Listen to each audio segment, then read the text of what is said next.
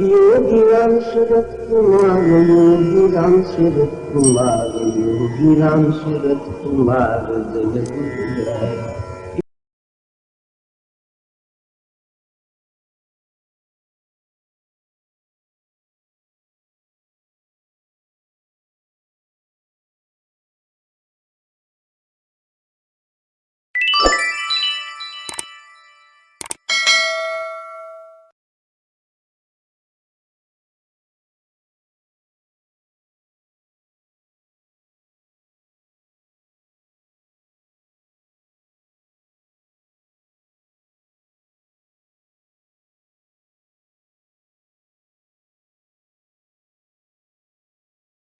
गुरुनाथ महाराज की सर्वलोक शरण्या श्री शेषाद्रि शिखर प्रभो अभयं देहि गोविंदा मह्यं दीनाय माधव प्रपन्नं रक्ष मां देव प्रभो वेङ्कटनायका भवत्कथं जीवितं मे शरणागतवत्सला। श्रीमद् भागवतத்தில் பகவானே குருவனுடைய பெருமையை சொல்றார். பகவான் எப்பொழுது குருவனுடைய பெருமையை சொல்றான் அப்படின்னுட்டா, தசமஸ்கந்தத்திலே உத்தரார்த்தத்திலே பகவான் துவாரகையிலே ராஜாவா இருக்கும் பொழுது பகவானை பார்க்கறதுக்காக குச்சேலர் வரார். குச்சேலர் கூட பகவானை பார்க்கணுங்கிற ஆசை இருந்தா கூட பகவான்கிட்ட எதையும் கேட்கணுங்கிற ஆசை அவருக்கு இல்லை. ரொம்ப தரித்திரத்தில் இருக்கார், வறுமை, நிறைய குழந்தைகள். அத்தகைய வறுமையில் இருக்கக்கூடிய குச்சேலருக்கு பகவான் எங்க இருக்கான்னு தெரியும். அப்படின்னுட்டா ஒரு ராஜா எங்க இருக்கார் அப்படின்னுட்டு அந்த நாட்டில் இருக்கக்கூடிய பிரஜைகளுக்கு எல்லாம் தெரியும் இல்லையா? ராஜா எங்க இருக்கார், ராஜாவை எப்படி போய் பார்க்கணும் அப்படிங்கிறதெல்லாம் எல்லாருக்கும் தெரியும். ஆனா அந்த ராஜாவுக்கு தன்னுடைய தேசத்திலே ஒரு பிரஜை ஏதோ ஒரு மூலையிலே எங்க இருக்காங்கிறது தெரியாது. குச்சேலரும் பகவானும் சேர்ந்து சாந்திபனி குருகுலம் அப்படிங்கிற ஒரு குருகுலத்துல படிச்சிருக்கா குழந்தையா இருக்கும் பொழுது. குழந்தையா இருக்கும் பொழுது குச்சேலர் தன் கூட படித்தாருங்கிறது பகவானுக்கு தெரியும். ஆனா அந்த குச்சேலர் இப்ப எங்க இருக்கார் அப்படிங்கிறது தெரியாது. குச்சேலருக்கு பகவான் இருக்கிற இடம் தெரியும். ஆனா அவ்வளவு வறுமையிலே தரித்திரத்தில் இருந்தா கூட அவருக்கு பகவான் தான் கூட படிச்சவன் ராஜாவா இருக்கான் அப்படிங்கிறது தெரியும். ஆனா அவர் போய் பார்க்கணுங்கிற ஆசை உண்டு. ஆனா அவர்கிட்ட போய் எதையும் கேட்கணுங்கிற ஆசை இல்லை. குச்சேலர் தன்னுடைய குழந்தைகள், மனைவிகள் எல்லார்கிட்டையும் பெருமையா சொல்லிக்கிறது ஒரே ஒரு விஷயம்தான், இன்றைக்கு துவாரகையில ராஜாவா இருக்காரே கிருஷ்ணர், அவரும் நானும் சேர்ந்து படிச்சோம். இன்றைக்கு துவாரகையில ராஜாவா இருக்காரே பகவான், அவரும் நானும் சேர்ந்து படிச்சோம். இது ஒரே ஒரு விஷயத்தை தான் திரும்ப திரும்ப திரும்ப திரும்ப திரும்ப தன்னுடைய குழந்தைகள், மனைவி, யாரை பார்க்கிற எல்லார்கிட்டையும் சொல்லி சொல்லி சொல்லி சந்தோஷப்படுவார். ஒரு நாள் அவன் மனைவி கேட்கிறா, அடிக்கடி இன்றைக்கு துவாரகையிலே ராஜாவா இருக்கக்கூடிய பகவானும் கிருஷ்ணனும் நீங்களும் சேர்ந்து படித்தேன்னு சொல்லிட்டே இருக்கேளே, நாம இவ்வளவு கஷ்டத்துல இருக்கோம், உங்க பகவானை பார்த்து ராஜாவா பார்த்து நம்ம குடும்பத்துக்கு ஏதாவது வாங்கிட்டு வரக்கூடாதா அப்படின்னு சொல்றாரு. அவருக்கு முதல்ல அதுல இஷ்டம் இல்லை. ஆனா போகணுங்கிற ஒரு எண்ணம் வந்துடுத்து அவருக்கு. பகவானை போய் பார்க்கணுங்கிற எண்ணம் வந்ததுக்கு காரணம் அவர்கிட்ட போய் எதையாவது கேட்கணுங்கிறதுனால இல்லை, பகவானை தரிசனம் பண்ணலாம்னு ஒரு ஆசை. அயல்கி பரமோலாபகா அப்படிங்கிறார். எனக்கு இன்னைக்கு பெரிய லாபம். என்ன லாபம் அப்படின்னா, பகவானை பார்க்க போறேன், அவருடைய தரிசனமே எனக்கு ஒரு லாபம். அவருடைய தரிசனம் லாபம். ஆனா இவருக்கு கேட்கணுங்கிற ஒரு எண்ணம் இல்லாத பொழுது அவருடைய மனைவி ஏதாவது அவர் கொடுத்தாருன்னா வாங்கிட்டு வான்னு சொல்றாலே அதுக்காக போகலாமா, அப்படி அவர் நினைச்சிட்டு கிளம்பலாமா அப்படின்ன உடனே அவர் சொல்ற, வறுமைங்கிறது எனக்கு இன்னைக்கு நேற்றுக்கு இல்லை, பிறந்ததிலிருந்து கூட இருக்கு. இவ்வளவு நாள் வறுமையில நான் திண்டாடிட்டு இருக்கேன். இவ்வளவு நாளும் என்னுடைய மனைவி குழந்தைகள் கிட்டெல்லாம் பகவானும் நானும் கூட படித்தவர்கள்ங்கிறத சொல்லிட்டே இருக்கேன். ஆனா இவ்வளவு நாள் என்னுடைய மனைவி நீ துவாரகையில போய் பகவானை பாருன்னு சொல்லாம இன்றைக்கு சொல்லியிருக்கா அப்படின்னுட்டா பகவான் என்னை பத்தி நினைச்சிருக்காரு. அவருடைய மனசுல என்ன பார்க்கணுங்கிற ஏதோ ஒரு ஆசை வந்திருக்கு. நாமும் குச்சேலரும் சேர்ந்து படிச்சோமே, அந்த குச்சேலர் இப்ப எங்க இருக்காரோ, எந்த ஊர்ல இருக்காரோ, நம்ம இருக்கிற இடம் அவருக்கு தெரிஞ்சிருக்குமே, ஏன் நம்மளை பார்க்க வரலன்னு என்னை பத்தி பகவான் சிந்தனை பண்ணியிருக்கிறதுனால என்னுடைய மனைவியினுடைய எண்ணத்துல இன்னைக்கு பகவானை போய் பாரு அப்படின்னு சொல்ற ஒரு எண்ணம் வந்திருக்கு. இல்லைன்னா இவ்வளவு நாள் வராம இன்னைக்கு வரத்துக்கு என்ன காரணம்? அப்ப நாம போய் பார்க்க வேண்டியதுதான். பார்க்கணும்னு கிளம்பும் பொழுது சும்மா போகக்கூடாது. ஒரு பெரியவர்களை பார்க்கும் பொழுது ஏதாவது ஒன்று எடுத்துட்டு போகணும். ராஜா பகவான் அதனால அவருடைய மனைவி அங்கேயும் இங்கேயும் தேடி கொஞ்சம் நெல் எடுத்து அவல் கொடுத்து இதை எடுத்துட்டு போ அப்படின்னு அனுப்புறார். ஏதோ ஒரு தைரியத்துல கிளம்பி வந்துட்டாரே தவிர துவாரகையை பார்த்தாலே பிரமிப்பா இருக்கவருக்கு. துவாரகையினுடைய அந்த வீதிகளே மாட மாளிகைகள், கூட கோபுரங்கள் அவ்வளவு பெருசா இருக்கு. ராஜாவுடைய பெரிய அரண்மனை, அந்த அரண்மனை வாசல்ல எவ்வளவோ தேசத்து ராஜாக்கள்லாம் காத்துட்டு இருக்கா. இன்னும் கிருஷ்ணருடைய பேட்டி கிடைக்கல அவருக்கு. குச்சேலரோ ஒரு ஏழை பிராமணன் தன்னுடைய மனைவி கொடுத்த ஒரு அவல்ல அப்படி ஒரு பையில மாட்டிண்டு அவருக்கு வந்த உடனே தோணித்து நம்ம திருப்பி போயிடலாமா, இந்த நகரம் இருக்கிற அமைப்பே நமக்கு சரியா இல்லையே, நமக்கு உள்ள நுழையறதுக்கே சங்கோஜமா இருக்கு. இந்த ராஜ்யமே எப்படி இருக்குன்னா அரண்மனை எப்படி இருக்கும்? அந்த அரண்மனைக்குள்ள போனா வாசல்லையே இவ்வளவு தேசத்து ராஜாக்கள்லாம் இன்னும் அவரை பார்க்க முடியலன்னு வெயிட் பண்ணிட்டு இருக்கும் பொழுது, நானும் ஒரு ஏழை, எனக்கு எப்ப பேட்டி கிடைக்கும், என்னை பார்ப்பாரா, நான் எதற்காக வந்தேங்கிறது அவருக்கு தெரியுமா, அதெல்லாம் சொல்றதுக்கு எனக்கு ஒரு சந்தர்ப்பம் கிடைக்குமா, ஒரு கால் எல்லாரையும் மாதிரி நானும் ஏதாவது ஒரு எதிர்பார்த்து வந்துட்டு இருக்கேன்னு அவர் நினைச்சிட போறாரா? இவ்வளவு தவிப்போட வாசல்ல போய் நிற்கிற. வாசல்ல போய் நின்ன உடனே யாரோ ஒருத்தர் பகவான் கிட்ட சொல்றான். வாசல்ல ஒரு ஏழை பிராமணர் வந்திருக்கார். அவர் பேர் குச்சேலர், இல்லைன்னா சுதாமாவாம். உங்களோட சாந்திபினி குருகுலத்துல சின்ன வயசுல படித்தவராம் அப்படின்னு அந்த சென்டென்ஸை முடிக்கிறதுக்குள்ளே கட்டில படுத்துன்ற பகவான் தாவி குதிச்சு வீதிக்கு வந்து அந்த தன்னுடைய பால்ய சிநேகிதரை ஆலிங்கனம் பண்ணி கையை பிடிச்சு உள்ள கூப்பிட்டு போறார். எல்லாரும் அப்படியே பார்த்துட்டு இருக்கான், ஆச்சரியப்படுறான். அப்படி உள்ள போய் கூப்பிட்டு போய் தான் உட்காரக்கூடிய சிம்மாசனத்துல குச்சேலரை உட்கார்த்தி வச்சு பகவான் கீழே உட்கார்ந்துட்டு இருக்கான். கீழே உட்கார்ந்துட்டு அவரை பார்த்து பேசுறான். குச்சேலா, நான் இவ்வளவு நாள் ராஜாவா இந்த இடத்துல இருக்கேங்கிறது உனக்கு தெரியும் இல்லையா? ஏன் நான் பார்க்கறதுக்கு வரல? உன்னை பார்க்கணும்னு நினைச்சிட்டு இருந்தேன். எங்க இருக்கு, எந்த ஊர்ல இருக்கு, உன் அட்ரஸ் எதுவும் எனக்கு தெரியல. இன்னைக்காவது என்னை பார்க்கறதுக்கு வந்தீங்க. கல்யாணம் ஆயிடுதா, குழந்தைகள்லாம் இருக்காளா அப்படிங்கிறதெல்லாம் பேசிட்டே இருக்கும்பொழுது குச்சேலர் தரித்திரத்துல இருக்கார், ரொம்ப சிரமத்துல இருக்கார், வருமானம் இல்லை, பெரிய சம்சாரம், எல்லாத்தையும் தெரிஞ்சின்ற பகவான் ஒன்னேவன்னு சொல்றான். பெரிய வசதியோடு இருக்கிறவர்களுக்கும் மனசுல சாந்தி இருக்காது. பெரிய ராஜ்யம், பெரிய நிர்வாகம், பெரிய ஐஸ்வர்யம் அப்படின்னு ஒரு ராஜா இருந்தா பார்க்கிறவர்களுக்கு தான் அவனை பெரிய ராஜா சகல வசதிகளோடு இருக்கிற மாதிரி தோணுமே தவிர அவனுக்கு நிம்மதி இருக்காது.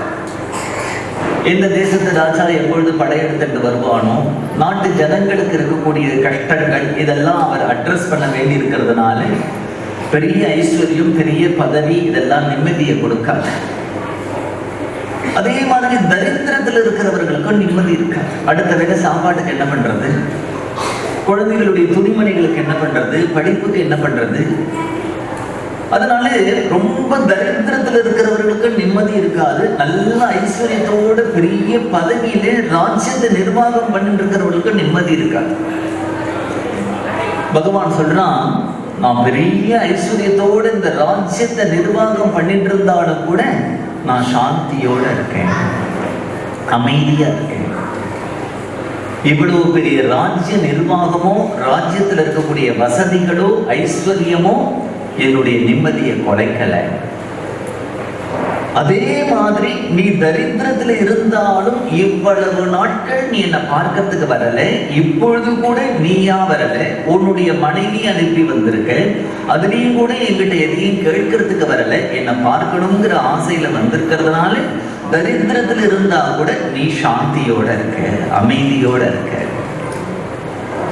பெரிய ராஜ்ய நிர்வாகம் பண்ணக்கூடிய நானும் அமைதியா இருக்கேன், ரொம்ப தரித்திரத்துல இருக்கக்கூடிய நீயும் அமைதியா இருக்க, சாந்தியா இருக்க. இதற்கு என்ன காரணம்னு நினைக்கிறேன்? பெரும்பாலும் இப்படி இருக்கிறவாளுக்கு அமைதி இருக்காது இல்லையா, சாந்தி இருக்காது இல்லையா. நீங்க நானும் சாந்தியோடு இருக்கிறதுக்கு என்ன காரணம் அப்படின்னு தான் அந்த இடத்துல பகவான் குருவனுடைய பெருமையை சொல்றான். நாம 2 பேரும் இந்த சாந்திபினிங்கிற குருவுல குளத்துல படிச்சு கிளம்பி வரும் பொழுது அந்த சாந்திபினிங்கிற குருவை நாம சேவித்தோம், நமஸ்காரம் பண்ணினோம். அப்ப அந்த குரு நம்மளை பார்த்து என்றைக்கும் சந்தோஷமா இரு அப்படின்னு ஆசீர்வாதம் பண்ணினார். அவருடைய அனுகிரகத்தினுடைய ஒரு பலத்தினாலதான் நீயும் அமைதியா இருக்க, நானும் அமைதியா இருக்கேன். குரோகோ அனுகிரகேனைவ புமான் அப்படிங்கிறார்.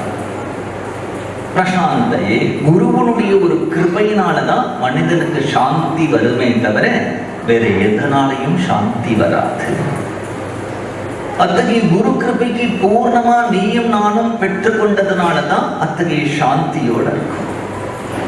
குரு கிருபையினால சாந்தி மட்டும் இல்லை, குரு கிருபையினால ஒண்ணுமே தெரியாத மக்கு கூட பெரிய மேதாவி ஆயிடுவான். அதுக்கு நிறைய சரித்திரங்கள் இருக்கு. தமிழ்நாட்டில் அப்படி ஒரு சரித்திரத்தை சொல்லணும் அப்படின்னுட்டா, இன்றைக்கு 4000 திவ்ய பிரபந்தம் இருக்கேன். ஆழ்வார்களுடைய அருளி செயல்கள், 12 ஆழ்வார்களுடைய அருளி செயல்களும் ராமானுஜ நூற்றந்தாதியும் சேர்ந்து 4000 திவ்ய பிரபந்தம். ஸ்ரீவைகுண்டத்திலே பகவானை சுத்தி இருக்கிறவர்களுக்கு திவ்ய சூரிகள் அப்படின்னு பேரு. அந்த திவ்ய சூரிகள் பூமியில அவதாரம் பண்ணி எந்தெந்த ஊரா சென்று அந்தந்த ஊர்ல இருக்கக்கூடிய பெருமாள் எல்லாம் பாடினாலோ அதற்கெல்லாம் திவ்ய தேசம்னு பேரு. அந்த பெருமாள் விஷயமா அவர்கள் பாடின அந்த பாடல்களுடைய தொகுப்புக்கு திவ்ய பிரபந்தம்னு பேரு. தமிழ்ல இந்த திராவிட வேதம், வேதத்துல என்ன இருக்கோ அத்தனையும் இந்த பிரபந்தத்துல இருக்கு. குலசேகர ஆழ்வாருடைய பாடல்களை பார்த்தா ராமாயணம் இருக்கு. பெரியாழ்வார் நாச்சியார் திருமொழி எடுத்து பார்த்தா பாகவதம் இருக்கு. திருமாலை எடுத்து பார்த்தா விஷ்ணு தர்மம்ங்கிற புராணம் இருக்கு. இப்படியே வேதங்களும் புராணங்களும் ஆழ்வார்கள் அப்படி தமிழ்ல அப்படி கொட்டிட்டு போயிருக்கா. அப்படி கொட்டிட்டு போனதுக்கு தான் 4000 திவ்ய பிரபந்தம்னு பேரு. 4000 பாடல்கள் இல்லையா, அருளி செயல்கள். அதுவும் நம்மாழ்வாரது திருவாய்மொழி 1000 பாடல். இந்த 4000த்துக்கும் ஒருத்தரே வியாக்கியானம் பண்ணியிருக்கார், கமெண்ட்ரி. ஒரு 1000த்துக்கு இன்னொருத்தர் பண்ணினார், இந்த 100க்கு இன்னொருத்தர் பண்ணினார் அப்படிங்கிறது இல்லை, 4000த்துக்குமே ஒருத்தர் பண்ணினார். அவருக்கு பெரியவாச்சான் பிள்ளை அப்படின்னு பேரு. கும்பகோணத்துக்கு பக்கத்துல செங்கனூர்னு ஒரு கிராமம். அந்த கிராமத்துல தான் அவர் அவதாரம் பண்ணினார். ஒரு பெரிய ஆச்சரியம், பெரிய மகாபுருஷர்கள் எல்லாம் ஒரு க்ஷேத்திரத்துல போயிருப்பான். ஸ்ரீரங்கத்துல போயிருப்பா, திருப்பதியில போயிருப்பா, பூரியில போயிருப்பா, காசியில போயிருப்பா, திருவண்ணாமலையில போயிருப்பா. ஒரு பெரிய க்ஷேத்திரத்துல இருக்கக்கூடிய மூர்த்தி இருக்கக்கூடிய இடத்துல தாம் போய் வாசம் பண்ணணும்னு நினைப்பா. ஆனா ஆச்சரியம், இந்த பெரியவாச்சான் பிள்ளைங்கிற மகாத்மாவுக்காக திருப்பதி பெருமாளே அவருடைய ஊருக்கு வந்தார். அப்படி இருக்கு. ஒரு தினம் ஸ்ரீ திருப்பதியில போய் திருவேங்கடமுடியான சேவிக்கிறார். அந்த பெருமாளுடைய அழகுல சொக்கி போய் மயங்கி அந்த பெருமாளை விட்டு அவரால் பிரிய முடியல. அழகார். பெருமாள் சொல்றார், நீ போ, உன் ஊருக்கு நான் வரேன் அப்படிங்கிறார். எப்படி வர போறார் பெருமாள் தெரியலையே. அப்படின்னு வந்து பார்த்தா அவர் சின்ன குழந்தை அவர் கையில ஒரு சாலக்கிராமத்தை கொடுக்கிறான். அவர் சொல்றார், நான் ஆசைப்பட்டதும் சங்க சக்கர கதாதாரணா சதுர்புஜனா நீலமேக ஷியாமலனா இருக்கக்கூடிய இந்த திருவெங்கடமுடியாதனுடைய அர்ச்சாவதாரம், இந்த ரூபத்தை ஆசைப்பட்டேன். ஆனா சாலக்கிராமத்தை கொடுக்கிறாரே, சாலக்கிராமமும் விஷ்ணுதான், ஆக்ஷேபனை இல்லை. ஆனா அந்த சாலக்கிராமத்துல கண்ணு மூக்கு காதெல்லாம் இல்லையே. இந்த கொடுக்கிற குழந்தை சொல்றான், அதை எடுத்துட்டு போ. இப்படி எடுத்துட்டு தன் ஊருக்கு வரும்போது கொள்ளிடம்ங்கிற ஊர் கரையில அந்த சாலக்கிராமம் தொலைஞ்சு போயிடுது. பகவான் நம்ம ஊருக்கு வரேன்னா ஒரு குழந்தை ரூபத்துல சாலக்கிராமத்தை கொடுத்தான். அந்த சாலக்கிராமமும் தொலைஞ்சு போயிடுத்தே அப்படிங்கிறதுனால ராத்திரி அவருக்கு தூக்கம் இல்லை, ஒண்ணுமே சாப்பிடலை. அப்படி படுத்துட்டு இருக்கும் பொழுது அவருக்கு ஒரு திவ்யமான கனவு ஏற்படுறது. அந்த கனவுல இந்த சாலக்கிராமம் எங்க தொலைஞ்சு போயிடுத்தோ அங்க தோண்டி பாரு அப்படின்னா, தோண்டி பார்த்தா திருப்பதி பெருமாளே அங்க கீழே இருக்க. அந்த பெருமாளை எடுத்துட்டு தன் ஊர்ல பிரதிஷ்டை பண்ணியிருக்கார். செங்கனூர்ங்கிற ஊர்ல அங்கதான் இருந்தார். அங்கிருந்து 4000 பாசுரங்களுக்கும் அவர் ஒருத்தராகவே பாஷ்யம் பண்ணியிருக்கார், கமெண்ட். இப்ப 4000 பாடல்களுக்கும் ஒருத்தர் கமெண்ட்ரி பண்ணணும் அப்படின்னு அவருக்கு ராமாயணம் தெரிஞ்சிருக்கணும், பாகவதம் தெரிஞ்சிருக்கணும், வேதம் தெரிஞ்சிருக்கணும், வேத பாஷ்யம் தெரிஞ்சிருக்கணும். எல்லாம் தெரிஞ்சாதான் அதுக்கு கமெண்ட்ரி எழுத முடியும். அவ்வளவும் தெரிஞ்சு அவர் ஒருத்தரா இருந்ததுனால அவர்கிட்ட படிக்கிறதுக்கு நிறைய ஸ்டூடெண்ட்ஸ் வருவாங்க. பார்த்தா ஒரு நடமாடும் பல்கலைக்கழகம்னு சொல்லலாம். ஒருத்தர் ராமாயணம் கத்துப்பா, ஒருத்தர் பாகவதம் கத்துப்பா, ஒருத்தர் வேதம் கத்துப்பா. இப்படி ஒவ்வொருத்தருக்கும் ஒவ்வொரு பாடம் சொல்லி கொடுத்துட்டே இருக்கார். நிறைய பேர் வந்திருக்கா அவருக்கு பாடம் கத்துக்கிறதுக்கு. இப்படி பாடம் கத்துக்கிறதுக்கு வரும்பொழுது ஒரு தம்பதிகள் வரா. வீட்டுல ஒரு பையன் இருக்கான். அவனை பள்ளிக்கூடத்துக்கு அனுப்பி பார்த்தா ஒரு ஆணா அவனா அவனுக்கு வரல. அவ்வளவு மக்கு. இந்த குழந்தைய வீட்டுல வச்சுட்டு ஒரு பிரயோஜனமும் இல்லை. இவனுக்கு ஒண்ணுமே வரமாட்டேங்கிறது. என்ன பண்றது இவனை வச்சுட்ட? கை கால் தான் நல்லா இருக்கு, ஆனா படிப்பு ஏறல. என்ன பண்றதுன்னு தெரியல. ஏதோ ஒரு சுவாமிகள் இருக்காரா செங்கனூர்ல, அவர்கிட்ட நிறைய குழந்தைகள்லாம் படிக்கிறாராம். பேசாம இந்த பெரியவாச்சான் பிள்ளைகிட்ட கொண்டு விட்டு இவருக்கு ஏதாவது வேஷ்டி தோச்சு போட்டுட்டு விசிறிண்டு இவருக்கு ஏதாவது சேவை பண்ணிட்டு இந்த ஊர்லயே இரு அப்படின்னு விட்டுட்டு போயிட்டாங்க. அந்த குழந்தையும் அவர்கிட்ட அவனுக்கு ஒரு பக்தி வந்துடுத்து. அவருடைய துணிமணி எல்லாம் துவச்சு போடுவான், அவருக்கு விசிறி விடுவான். அவர் இப்படி அவரை சந்தோஷப்படுத்திட்டு அந்த ஊர்லயே இருந்துட்டு இருக்கா. அந்த ஊர் பெரிய ஊரு, நிறைய வித்வான்கள் வரா, நிறைய பேர் படிக்கிறதுக்கு வரா. படிக்கிற சாஸ்திரத்திலேயே நம்ம மீமாம்சைங்கிறது ஒரு சாஸ்திரம், காவியம்ங்கிறது ஒரு சாஸ்திரம், இப்படி பல சாஸ்திரங்கள் இருக்கு இல்லையா. அதுல தர்க்கம்ங்கிற ஒரு சாஸ்திரம் தான் ரொம்ப கடினமான ஒரு சாஸ்திரம், விசார புத்தியோட பார்க்க வேண்டிய ஒரு சாஸ்திரம். அந்த தர்க்க சாஸ்திரத்துல மறுநாளைக்கு ஒரு பெரிய டிபேட் இருக்கு. அந்த தர்க்க சாஸ்திரத்துல கலந்துக்கிறதுக்காக அந்த தர்க்க சாஸ்திரத்திலேயே ரொம்ப நிபுணரா இருக்கக்கூடிய ஒருத்தர் வந்திருக்கார். அவர் மறுநாள் அந்த டிபேட்ல நம்ம பேசணுமேங்கிறதுக்காக அந்த தர்க்க சாஸ்திரத்தை இப்படி படிச்சுட்டே இருக்கார்.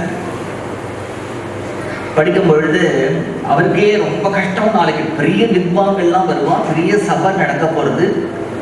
அந்த சபையில இந்த தர்க்க சாஸ்திரத்தை நம்ம நல்லா பேசணுமேங்கிறதுனால படிச்சுட்டு இருக்கும் பொழுது இந்த பையன் வரான். இவன் தான் ஒண்ணுமே படிக்காதவன் இல்லையா, ஆனா அவனை கூட ஏறல அவனுக்கு. இவர் ராத்திரி பகலா ஒரு தீபத்தை வச்சு படிச்சுட்டே இருக்கிறதுனால அவர்கிட்ட போய் இவன் சும்மா இருக்கக்கூடாதோ விளையாட்டா, மாமா என்ன புஸ்தகம் படிக்கிறேன், இது பேர் என்ன அப்படின்னா அவருக்கு ரொம்ப கோபம் வந்துருக்கு. வித்வான்களுக்கு படிக்காதவளை கண்டாலே ஒரு அலட்சியம் இருக்கும். அதுவும் நாம படிக்கிறதோ கடினமான ஒரு தர்க்க சாஸ்திரம். இந்த பையனுக்கும் ஆனாவனா கூட தெரியாது. இவன் போய் நம்ம கிட்ட என்ன அப்படி கேட்கிறான்னு உடனே அவனை பரிகாசம் பண்ற விதத்துல இந்த புஸ்தகத்தோட பேர் என்ன தெரியுமா, முசல கிசலயம் அப்படின்ட்டார். முசல கிசலயம்னா என்ன அர்த்தம்னா உலக்கன்னு அர்த்தம், மர உலக்க. அவர் என்ன அவனை கிண்டல் பண்ணியிருக்காருன்னா, ஒரு கால் மர உலக்க துளுத்தாலும் துளுத்துடும், உன் மூளை துளுக்கவே துளுக்காதுங்கிறத அப்படி பரிகாசமா சொல்லிட்டார். தன்னை பரிகாசம் பண்றாருங்கிறது கூட அவனால புரிஞ்சிக்க முடியல. அவன் நிஜமாவே முசலகி சிலையான்னு ஒரு புஸ்தகம் இருக்கு போல இருக்கு, அவர் படிச்சுட்டு இருக்காரு போல இருக்கு, அதை தங்கிட்ட சொல்லிட்டாருங்கிறதுனால 10 பேர்கிட்ட அவர் என்ன புத்தகம் படிக்கிறார் தெரியுமா, முசலகி சிலையம் படிக்கிறார். அவர் என்ன புஸ்தகம் படிக்கிறார் தெரியுமா, முசலகி சிலையம் படிக்கிறார் அப்படின்னு ஒவ்வொருத்தர்கிட்டயா சொல்லிட்டு வரான். அப்படியா பெரியவாச்சன் பிள்ளைகிட்டையும் வந்து சொன்னான், நம்ம ஊருக்கு ஒரு மாமா வந்திருக்கார், ஒரு முசலகி சிலையம் படிக்கிறார் அப்படின்ன உடனே அவருக்கு தோணித்து, இந்த பையனை அவர் அப்படி பரிகாசம் பண்ணியிருக்காரு, தங்கிட்ட ரொம்ப பிரியமா எப்ப பார்த்தாலும் தனக்கே சேவை பண்ணிட்டு இருக்கக்கூடிய இந்த பையனை இப்படி பரிகாசம் பண்ணினாரேன்னு வருத்தப்பட்டு அவனுக்கு ஒரு அனுகிரகம் பண்ணினார். அவன் இன்னைக்கு ஒரு புஸ்தகம் எழுதியிருக்கான், இந்த புஸ்தகம் இன்றைக்கும் கிடைக்கிறது, அதுக்கு முசலகி சிலையம்னு பேரு. அப்படின்னுட்டா அவனுக்கு பள்ளிக்கூடத்துக்கு கூட போகாதவன், ஒரு எழுத்து எழுதாதவன், சம்ஸ்கிருதத்துல மகாவித்வானாகி முசலகி சிலையம்னு ஒரு புஸ்தகம் படியிருக்கான்னா குரு அனுகிரகேனை, ஒரு குரு கிருப்பை அவனை அப்படி பண்ணிடுச்சு. இன்னைக்கு இருக்கு, நீங்க பார்க்கலாம், லைப்ரரியில போனா முசலகி சிலையம்னு ஒரு புக் இருக்கும். அந்த புத்தகத்தை எழுதினது யாருன்னா ஆனா கூட தெரியாது. இன்றைக்கு நம்ம கிருஷ்ணனை பத்தி நிறைய கீர்த்தனைகள்லாம் பாடுறோம் இல்லையா? அதுல ரொம்ப ஆச்சரியமான கீர்த்தனைகள்லாம் கிருஷ்ண லீலா தரங்கினி அப்படின்னு. தரங்கினா அலைகள். பாகவதத்துல பகவான் பிறந்ததிலிருந்து துவாரகையில போய் ருக்மிணியை கல்யாணம் பண்ற வரைக்கும் இருக்கக்கூடிய தசமஸ்கந்தத்தை நாராயண தீர்த்தருங்கிற மகாத்மா தான் கிருஷ்ணலீலா தரங்கினின்னு 125 பாடல்கள் பாடியிருக்கார். உங்களுக்கு எல்லாருக்கும் கோவர்தன கிரிதாரி எல்லாம் கேட்டிருப்பேன் அந்த பாட்டெல்லாம். அதெல்லாம் அந்த தரங்கினியில இருக்கக்கூடிய பாடல்கள் தான். பகவான் பிறக்கிறதுல இருந்து அந்த நாராயண தீர்த்தர் அப்படிங்கிற ஒரு மகாத்மாவுடைய அனுகிரகத்தினாலே ஒருத்தன் பெரிய ஐஸ்வர்யத்துக்கு அதிபதியானான். குரு கிருபையினாலே ஒருத்தனுக்கு படிப்பு வந்தது, வித்தை வந்ததுன்னு சொன்னேன். இப்ப அடுத்த ஒரு சம்பவம், குரு கிருபையினாலே ஒருத்தன் கோட்டீஸ்வரன் ஆனான். இந்த நாராயண தீர்த்தருடைய கிருபையினால. இந்த நாராயண தீர்த்தர் ஆந்திர தேசத்தை சேர்ந்தவர். அவர் எப்படி சன்னியாசி ஆனார்னா, அவருக்கு 4 வேதங்களும் தெரியும், 6 சாஸ்திரங்களும் தெரியும், மகாவித்வான். அவர் ஒரு நாளைக்கு வெளியூருக்கு போயிட்டு தன்னுடைய சொந்த கிராமத்துக்கு வரார். வரும்பொழுது ஒரு நதியில இறங்கி நடந்து வரணும், இவ்வளவுதான் தண்ணி இருந்தது, அதனால நடந்து வந்துடலாம்னு வந்தார். அப்படியே நடந்து வரும்பொழுது வெள்ளம் ஜாஸ்தி நிறைய வர ஆரம்பிச்சிருச்சு. அந்த காலகட்டத்திலாம் அப்படி திடும்னு வெள்ளம் வரும். இவர் கிராஸ் பண்றதுக்குள்ள இந்த வெள்ளம் இவர் அடிச்சுட்டு போயிடுற மாதிரி இருக்கு. பயம் வந்துருக்கு, நம்ம உயிர் போயிடுமோ. அதனால உயிரை எப்படியாவது காப்பாத்திக்கணுங்கிறதுனால அவருக்கு ஒண்ணு தோன்றது, ஆதிசங்கருடைய சரித்திரத்துல சின்ன வயசுல காலடியில பூர்ணாங்கிற நதியில அவர் குளிக்கிறதுக்கு போனார். அவர் ஒரு முதல்ல பிடிச்சது. அப்ப அவ அம்மா அழறா. சங்கரர் சொல்றார், மறுஜென்மம்ங்கிறது நான் எடுத்துட்டேன்னா அந்த முதல்ல விட்டுடும், மறுஜென்மம்னா சன்னியாசம் மாதிரி அப்படிங்கிறதுனால அந்த கதை ஞாபகத்துக்கு வந்த உடனே இவர் வித்வானா இருக்கிறதுனால சன்னியாச மந்திரங்கள்லாம் இவருக்கு தெரியும். அதனால இந்த சன்னியாச மந்திரத்தை ஜபம் பண்ணினார். சன்னியாசம் எடுத்துட்டேன். எப்படியோ அந்த நதியிலிருந்து அவர் வீட்டுக்கு வந்துட்டார். ஆனா அவருக்கு உண்மையா சன்னியாசம் வாங்கிக்கணுங்கிற எண்ணம் இல்லை. உயிரை காப்பாத்திக்கிறதுக்கு தான் அப்படி ஒரு சங்கல்பம் பண்ணிட்டார். அவர் எவ்வளவு ஒரு சத்தியசந்தரா இருந்து அவருடைய மனசுல அந்த சந்நியாச சங்கல்பம் சத்தியமா இருந்ததுன்னா, வீட்டு கதவை தட்டினவுடனே அவர் மனைவி வரா.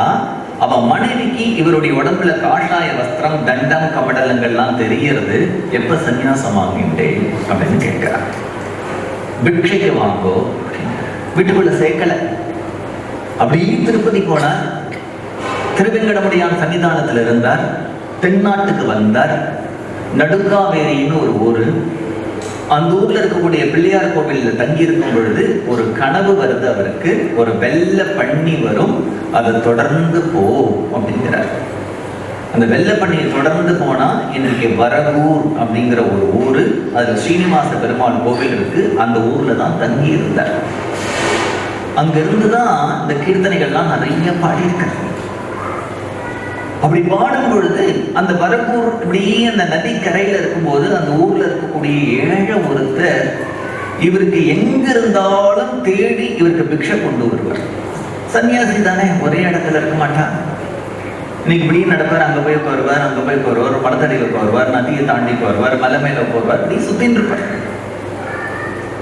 அந்த ஏழையும் என்ன பண்ணுவான் அப்படின்னா, டெய்லி அவன் வீட்டுல ஏதோ சிம்பிளா தான் சமைப்பான். ஒரு சாதம், ஒரு கீரை, கூட்டு ஏதாவது பண்ணுவான். ஆனா பண்ணிட்ட உடனே அவனுக்கு என்ன தோணும்னா, அவர் சாப்பிடாம இருக்காரு இந்த சன்னியாசி, அவருக்கு பிக்ஷைக்கு ஏதாவது கொடுத்துட்டு தான் தான் சாப்பிடணும்னு அவரை தேடி தேடி தேடி தேடி போய் ஒரு மரத்தடியில இருக்காரோ, மலை மேல இருக்காரோ, நதிக்கு அந்த பக்கம் இருக்காரோ, எந்த கிராமத்துல இருக்காரோ, தேடிந்து தேடிந்து தேடிந்து அவரை போய் கொடுப்பான். இப்படி ஒரு நாளைக்கு நல்ல அக்னி நட்சத்திரம் வெயில், காவேரியுடைய அந்த நதியினுடைய மணல், சுடுற மணல், அந்த சுடுற மணலை தாண்டி இருக்கக்கூடிய ஒரு மரத்தடியில அவர் உட்கார்ந்துட்டு இருக்கார்.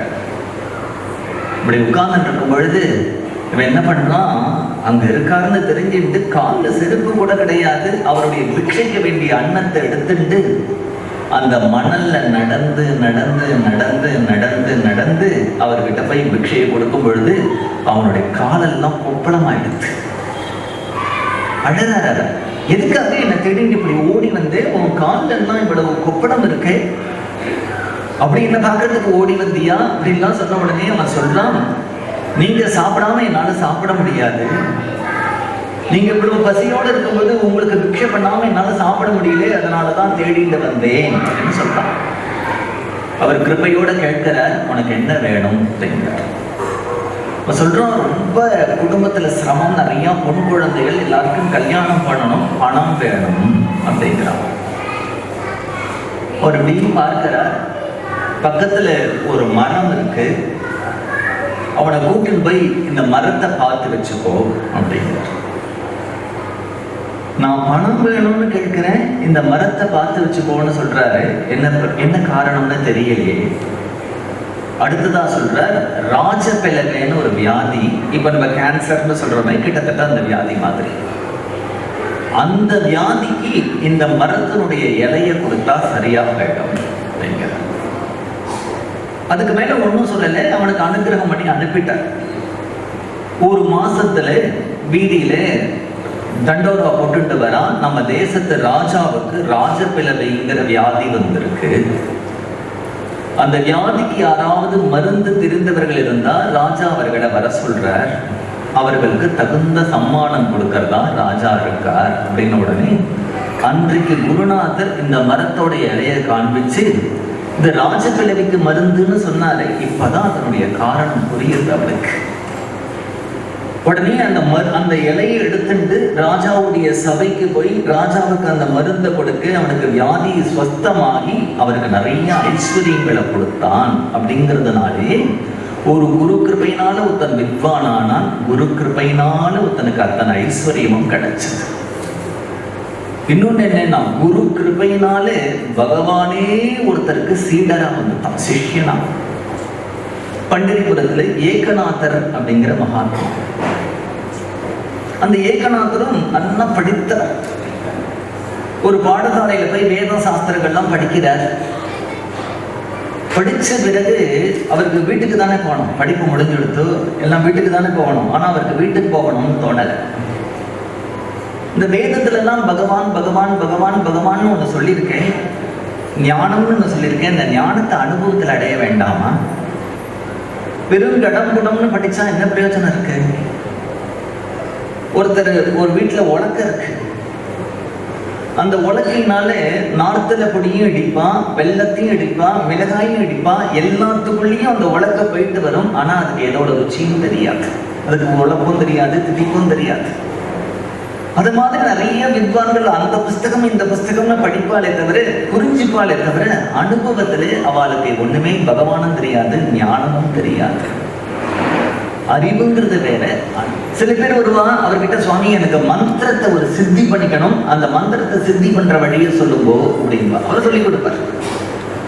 அவர் கொஞ்ச நாள் இருந்து அவர்கள் எல்லாம் ஒரு மந்திரத்தை எடுத்துட்டு லட்சம் கோடி அந்த மந்திரத்தை ஆவர்த்தி பண்ணி அந்த மந்திரத்தை சித்தி பண்ணிட்டு அதற்கான தெய்வத்தை நேர்ல பார்த்துட்டு அவ கிளம்பி போயிடுவா. இன்னொருத்தர் வருவார், அஷ்டாங்க யோகம், யமநேம ஆசன பிராணாயாம பிரத்யாகார தாரண தியானம் சமாதி அப்படிங்கிற பதஞ்சலியினுடைய அஷ்டாங்க யோகத்தை சொல்லிக் கொடுங்கோ அப்படின்வார். அதெல்லாம் சொல்லிக் கொடுத்துப்பா, அவளுக்கு யோக சித்தி ஏற்படும், கிளம்பி போயிடுவா. இன்னொருத்தர் வருவார், எனக்கு பிரம்ம விசாரம் பண்ணணும் அப்படின்னுட்டா பார்வையை உண்முகமா திருப்பி ஹிருதயத்தில் இருக்கக்கூடிய பரமாத்மாவே எப்படி நான் சரீரம் இல்லை, நான் பிராணன் இல்லை, நான் மனசு இல்லை, அறிவு இல்லை, ஆனந்தத்தை உணர்பவன் இல்லை, நான் ஆனந்தமயமானவன் அப்படிங்கிற பஞ்சகோசத்தையும் தள்ளி அந்த பரமாத்மாவை பார்க்கிற வித்தியை கற்றுக் கொடுப்பார். அவ கிளம்பி போயிடுவார். சில பேர் பக்தி வேணும்னு வருவா, அந்த பக்தி சாதனங்கள்லாம் கத்து தருவார். அவர்கள் பக்தி வந்த புறம் போயிடுவா. இப்படி சாஸ்திரம் படிக்கிறவா, அனுபவம் வேணுங்கிறவா, அப்படி நிறைய பேர் வந்துட்டு இருக்கா. இங்க ஏகநாதர் இந்த குருவை அடைஞ்சார் இல்லையா, இவர் வந்த உடனே இந்த குருட்ட கேட்கணுமோ, ஏதாவது எனக்கு அஷ்டாங்க யோகம் கற்றுக் கொடு, இல்லைன்னா ஒரு ஜபம் எடுத்ததை எனக்கு தியானம் பண்றதுக்கு கற்றுக் கொடு, ஏதாவது கேட்கணும் இல்லையா. அவர் கேட்கல. என்ன பண்ணுவார் அப்படின்னா, அந்த குருவுடைய ஆசிரமங்கள்லாம் பெருக்குவர், தொடைப்பார். நிறைய பேர் இந்த குருநாதரை பார்க்கறதுக்கு வரா இல்லையா, அவளுக்கெல்லாம் சாப்பாடு போடுறதுக்கு ஏற்பாடு பண்ணுவார். கடைக்கு போவார், சாமான் வாங்குவார், மளிகை வாங்குவார். ராத்திரி எல்லா அந்த குருவுடைய பக்தர்கள்லாம் படுத்துக்கிறதுக்கு படுக்க இருக்கான்னு கேட்பார், போர்வை இருக்கான்னு கேட்பார், ஏதாவது தண்ணி வேணுமான்னு கேட்பார், குழந்தை வந்தா பால் வேணுமான்னு கேட்பார். இப்படி முழுக்க அந்த குருவை தேடி வர அத்தனை பேருக்கும் சேவை பண்ணிட்டே இருக்காரே தவிர குருநாதர்கிட்ட போய் வாயை திறந்து இது வேணும் அது வேணும்னு கேட்கல. ஒரு நாள் இல்லை, 2 நாள் இல்லை, 12 வருஷங்கள் அப்படி குருவுக்கு சேவை பண்ணினார். குருவுக்கு இப்படி 12 நாள் சேவை பண்ணும் பொழுது ஒரு நாளைக்கு குருவுக்கு தோன்றது, இந்த குழந்தை இங்க வந்தான் ஏகநாதன், இவ்வளவு நாள் இங்க வரவர்களுக்கெல்லாம் பார்த்து பார்த்து பார்த்து பார்த்து சேவை பண்றான். ஆனா தனக்கு ஒண்ணு வேணும்னு கேட்கலையே. ஏதாவது ஜபம் எடுத்து வைங்கோ, தியானம் எடுத்து வைங்கோ, உனக்கு ஞானம் வரணும், யோக சித்தி ஏற்படணும், மந்திர சித்தி ஏற்படணும், இல்லைன்னா ஒரு சாஸ்திர அபியாசமாவது சில விஷயங்களையாவது நான் தெரிஞ்சுக்கணும், ஒண்ணு கூட கேட்கலையே. அவன் அப்படி இருந்தா கூட நாம அப்படி இருக்கக்கூடாது. அவன் ஏற்கனவே சாஸ்திரங்கள்லாம் படிச்சுட்டான், அதனால சாஸ்திரம் படிக்க வேண்டிய விஷயம் உண்மை இல்லை, அவனுக்கு அனுபவம் தான் வேணும். இந்த ஜனார்த்தன சுவாமின்னு ஒருத்தட்ட வந்திருக்கார் இல்லையா, அவருடைய இஷ்ட தெய்வம் அப்படிங்கிறது தத்தாத்திரேயர். பிரம்மா விஷ்ணு சிவன் 3த்தினுடைய ஒரே ரூபம். காத்தால குருவும் சிஷ்யரும் கிளம்பி கோதாவரிங்கிற நதியில ஸ்நானத்துக்கு போறா. குரு ஸ்நானம் பண்ணிட்டு வந்துட்டார்.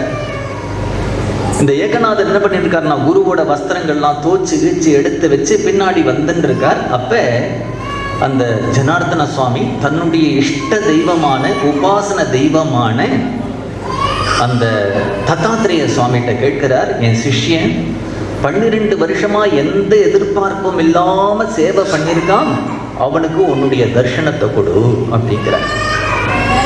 தெய்வங்கிறது குருவனுடைய கையில இருக்கு. குரு யாருக்கு தெய்வத்தை காண்பிச்சு கொடுக்கணும்னு நினைக்கிறாளோ அவளுக்கு தெய்வம் தெரிஞ்சுக்கும். நாரதர்ங்கிற சப்தத்துக்கு புராணத்துல நாரதர் அப்படின்னா கையில தம்புரா வச்சுட்டு இருப்பார், பஜனை பண்ணுவார்னு சொல்றோம் இல்லையா. நாரதர்ங்கிற சப்தத்துக்கு நாராயணம் ததாதி இதி நாரதா. நாராயணனை யாருக்கு காண்பிச்சு கொடுக்கக்கூடிய சக்தி உண்டோ அவருக்கு நாரதர்னு பேர். அதனால்தான் வால்மீகிக்கும் குரு நாரதர், வியாசருக்கும் குரு நாரதர், துருவனுக்கும் குரு நாரதர், பிரகலாதனுக்கும் குரு நாரதர். அவர் அத்தனை பேருக்கும் பகவானை காண்பிச்சு கொடுத்துருக்கார். குரு அப்படின்னுட்டா பகவானை காண்பிச்சு கொடுக்கக்கூடிய சாமர்த்தியம் இருக்கணும். ஒரு சம்சாரிகளோட சம்சாரிகள் மாதிரி பழகி, குழந்தைக்கு கல்யாணம் ஆச்சா, படிப்பு வந்ததா, என்ன ஆச்சு அப்படின்னு அவர்களோட பழகிற மாதிரி பழகி, அவர்களுக்கு தெரியாம அவர்களுக்கு ஒரு சித்த சுத்தி ஞான வைராக்கியத்தை உண்டு பண்ணி, பகவானுடைய திருவடியிலே ரோஜாவை தூக்கி போடுற மாதிரி, ஸ்படிகத்தை தூக்கி போடுற மாதிரி, ஸ்வர்ணத்தை தூக்கி போடுற மாதிரி இந்த ஜீவனை பகவான்கிட்ட சேர்த்துட்டு போயிடுவார். அவளுக்கே தெரியாது, சிரமம் இல்லாம பண்ணிட்டு போயிடுவார். உத்தம குரு. குருவனுடைய கையில தானே தெய்வம் இருக்கு. எனக்கு இந்த குழந்தை இவ்வளவு நாள் சேவை பண்ணியிருக்கான், அவனுக்கு தரிசனத்தை கொடு அப்படின்னுட்டா அந்த ஜனார்த்தனன் சொல்லிட்டு போயிட்டார் இல்லையா, பிரார்த்தனை பண்ணிட்டு போயிட்டார் இல்லையா. ஏகநாதர் ஸ்நானம் பண்ணிட்டு வர ஒரு ஔதும்ப விருட்சம், அது கீழே தத்தாத்திரேயர் நிற்கிறார். இந்த பையன் பின்னாடியே வரான். ஏகநாதன் பார்த்தா அந்த மரத்தடியில் இந்த சுவாமி இருக்கிறத பார்த்தா கொஞ்ச நாள் யோசிச்சான். ஓஹோ, நம்ம குரு நித்தியம் பூஜை பண்ணிட்டு இருக்கிற சுவாமி நிற்கிறார், ஒரு தெய்வத்தை பார்த்தா அலட்சியப்படுத்தக்கூடாது அப்படிங்கிறதுனால அவரை பிரதட்சணம் பண்ணி நமஸ்காரம் பண்ணிட்டு வீட்டுக்கு வந்தான். குரு இப்ப ரொம்ப ஒரு ஆங்ஷியஸா இருக்கார். இப்ப பின்னாடி ஏகநாதன் வரப்போறான். சுவாமி, நீங்க நித்தியம் பூஜை பண்ணிட்டு இருக்கல, அந்த சுவாமியை மரத்தடியில பார்த்தேன், அப்படி இருந்தது இப்படி இருந்ததுன்னு சொல்ல போறான், குதிக்க போறான், ஆனந்தப்பட போறான். இல்லைன்னா அத்தகைய தெய்வ தர்ஷனம் ஆச்சுன்னா சில பேர் கீழே மூர்ச்சையாகி கீழே விழுந்துருவா, பார்க்க சொருக்கிடும். ராமகிருஷ்ண பரமசருக்கெல்லாம் அப்படி ஆச்சு. சில பேருக்கு பைத்தியமே பிடிச்சிடும். இவன் எந்த நிலையில இருக்கான்னு தெரியலையே, இவனுக்கு பகவானை பார்த்திருக்கானே அப்படிங்கிற ஒரு ஸ்திதியில இவர் வந்தா இவன் வீட்டுக்குள்ள போறான். குருவுடைய துணியெல்லாம் துவச்சி எடுத்துட்டு வந்தான் இல்லையா, அதெல்லாம் உணர்த்துறான். அடுத்தது பூஜைக்கு வேண்டிய சாமான்கள்லாம் எடுத்து வைக்கிறான், சந்தனம் அரைக்கிறான். இவனுடைய வேலையெல்லாம் பார்த்த உடனே அவருக்கே சந்தேகம் வந்துடுத்து. நிஜமாவே தத்தாத்திரேயர் இவனுக்கு தரிசனம் கொடுத்தாரா கொடுக்கலையா? தன்னுடைய தெய்வத்தை கூப்பிட்டு கேட்கிறார், இந்த பையனுக்கு தரிசனம் கொடுக்க சொன்னேனே கொடுத்தையா? கொடுத்துட்டேன், என்னை கூட பார்த்து நமஸ்காரம் பண்ணு. எவ்வளோ பையில வழியில யாரை பார்த்தேன்? இங்க பூஜை பண்ணிட்டு இருக்கிற சுவாமியை பார்த்தேன். என்னது, பகவானை பார்த்துட்டு போய் யாரையோ ரோட்ல போறவாளை பார்த்தா மாதிரி சொல்ற? உனக்கு ஆச்சரியம் இல்லையா? அதுல ஒரு ஆனந்தம் இல்லையா? நான் இங்க காத்துன்னு இருக்கேன், அப்படி ஒருத்தரை பார்த்தேன், நீ வந்து சொல்லி குதிக்க போறே அப்படின்னு உடனே அவன் கேட்கிறான், உங்கள்கிட்ட யார் கேட்டா நான் பகவானை பார்க்கணும்? நான் கேட்டேனா? நீ கேட்காட்டா கூட நான் கேட்டேனா? நீ கேட்கல. ஏன் கேட்கல அப்படின்னா, நீங்க வேறே பகவான் வேறேன்னு நான் நினைச்சாதானே கேட்கணும். உங்களை பார்க்கிறதே எனக்கு பகவான், வேற ஒரு பகவான் எனக்கு தேவையில்லை அப்படின்னு உடனே அவனுடைய குரு பக்தியை பார்த்து ஆச்சரியப்பட்டார். இந்த ஏகநாதர் அவர்கிட்ட கிளம்பி போனதுக்கு பிறகு அவரை தேடிட்டு ஒரு சிஷ்யன் வரான். அவன் யாரு அப்படின்னா சாக்ஷாத் பகவானே. இவர் குருவுக்கு கைங்கரியம் பண்ணினார். ஒரு நாள் இவர் தன்னுடைய வீட்டு திண்ணையில உட்கார்ந்துட்டு ஆமாயந்து பிரம்மச்சாரி நஸ்வாஹா உபனிஷத் பாராயணம் பண்ணிட்டு இருக்காரு. அந்த உபனிஷத் வாக்கியங்கள்லாம் இப்ப நான் சொன்ன உபனிஷத் வாக்கியம் என்ன சொல்றதுன்னா, நல்ல புத்தி தீட்சை நம்முடைய பிரம்மச்சாரிகள் எந்த தேசத்துல இருந்தாலும் எங்கிட்ட இருக்கக்கூடிய வேத வித்தியை கத்துக்கிறதுக்காக வரட்டும்ங்கிறது தான் அந்த மந்திரம். அந்த மந்திரத்தை சொல்லிட்டு இருக்காரு. இப்போ ஒரு பையன் வந்து நிற்கிறான் வாசல்ல. அவனை பார்த்து கேட்கிறார், யாருடா? அஸ்வலாயன சூத்ரோகம் ரிக்ஸாகாத்யாயன பிரியா சமிப்பானிகி ஸ்ரோத்ரியம். நான் உங்கள்கிட்ட இந்த ரிக்வேதம் அத்தியனம் பண்றதுக்கு வந்திருக்கேன். எந்த ஊரு? வாசஸ்தானம் துவாரகாமி. என்ன பேரு? நான் கிருஷ்ணோஸ்மி பண்டிதா சிஷ்ய பாபா ஸ்வீகுருத்வம் மாம் அநாதம் ஜெகத்குரு. அவர் கேட்கிற, அந்த ஊர்ல இந்த பையனை பார்த்ததுலயே உனக்கு அப்பா அம்மா எல்லாம் இல்லையா? உன்னை கொண்டு எங்கிட்ட விட்டுருக்காளே அப்படின்ன உடனே அந்த பையன் என்ன பண்றான் அப்படின்னா, 12 வருஷங்கள் இவர் ஜனார்தன சுவாமிக்கு கைங்கரியம் பண்ணிட்டது முன்ன பின்ன இருக்கும். ஆனா இவருடைய வஸ்திரத்தை தோச்சு போட்டு இவருக்கு பூஜைக்கு பண்ணி இவருக்கு கால் பிடிச்சு விட்டு அப்படி 12 வருஷங்கள் யாருன்னா சாக்ஷாத் கிருஷ்ணனே வந்து இவருக்கு சேவை பண்றான், கன்யா கிருஷ்ணன்கிற பேர்ல. இவருக்கு 12 வருஷங்கள் சேவை பண்ணிட்டு இருக்கிற வரைக்கும் அவர் கிருஷ்ணன்கிறது இவருக்கு தெரியாது. இவனை அடிச்சிருக்காரு, திட்டிருக்காரு, குட்டியிருக்காரு, எல்லாம் பண்ணியிருக்காரு. ஒரு பக்தன், அவனுக்கு ஒரு தோல் வியாதி வந்துடுத்து. பெரிய பணக்காரன்.